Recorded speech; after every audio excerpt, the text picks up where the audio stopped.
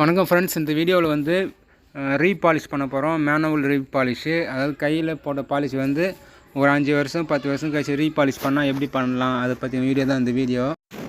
நீங்கள் பாலிஷ் போட்டு ஒரு 5 வருஷம் ஆயிடுச்சு 10 வருஷம் ஆயிடுச்சு அப்படின்னா கண்டிப்பாக ரீபாலிஷ் பண்ணணும். அது கண்டிப்பாக பண்ணல அப்படின்னா ரொம்ப டல் ஆகிடும், மறுபடியும் சீவி தேய்ச்சி போடுற மாதிரி இருக்கும்.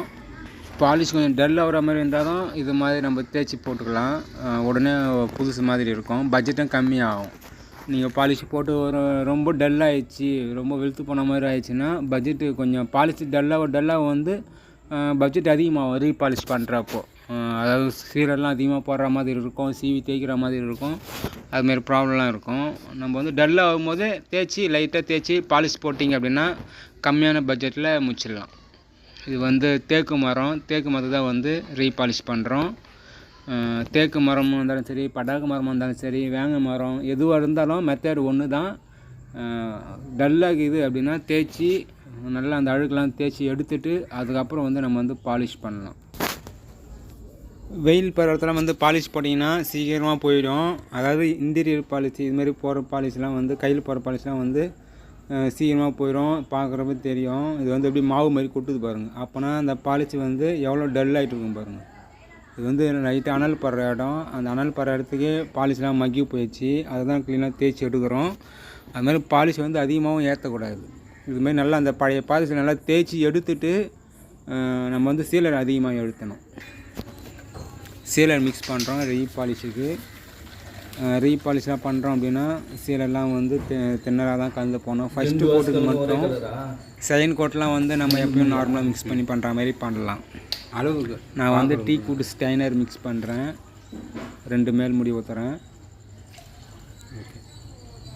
ரெட் ப்ரௌனும் மிக்ஸ் பண்ணணும், ஒரு ஆரஞ்சு ஷேடு வந்தால் நல்லாயிருக்கும்.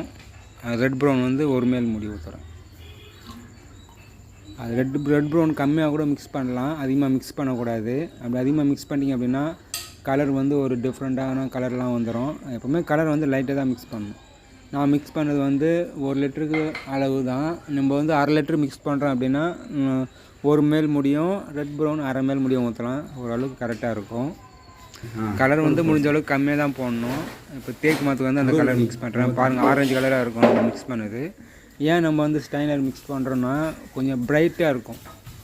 ஏற்கனவே பழைய பாலிஷ் வெளுத்து போன மாதிரி இருக்கும். இது மாதிரி ஸ்டைனர் வந்து சீலரை மிக்ஸ் பண்ணி ஒரு கூட அப்ளை பண்ணுறீங்க அப்படின்னா கொஞ்சம் பிரைட்டாக இருக்கும், பார்க்குறப்ப தெரியும், நல்லா ஒரு புதுசு மாதிரி இருக்கும். இது வந்து மேனுவல் பாலிஷுக்கு தான். நம்ம டச் அவுட் லாஸ்ட் இருந்தீங்கன்னா இது மாதிரி போடக்கூடாது, அப்படி போட்டிங்கன்னா பொங்கி வரும். ரீபாலிஷ்லாம் பண்ணுறீங்க அப்படின்னா நம்ம எந்த பாலிஷ் பண்ணுறோமோ அதுதான் நம்ம வந்து மறுபடியும் ரீபாலிஷ் பண்ணுற மாதிரி இருக்கும். டச் அவுட் மேலே போட்டிங்க இது மாதிரி அப்படின்னா பொங்கி வந்துடும், திரி ஆகிப்போடும். எப்போவுமே நம்ம வந்து மேனுவல் பாலிஷ்லாம் வந்து உள்ள ஒர்க் மட்டும் தான் போடணும், எக்ஸ்டீரியரில் வந்து அவுட்டரில் வந்து போடக்கூடாது. இந்த வீடியோ பிடிச்சா லைக் பண்ணுங்கள், மற்றவங்களும் ஷேர் பண்ணுங்கள்.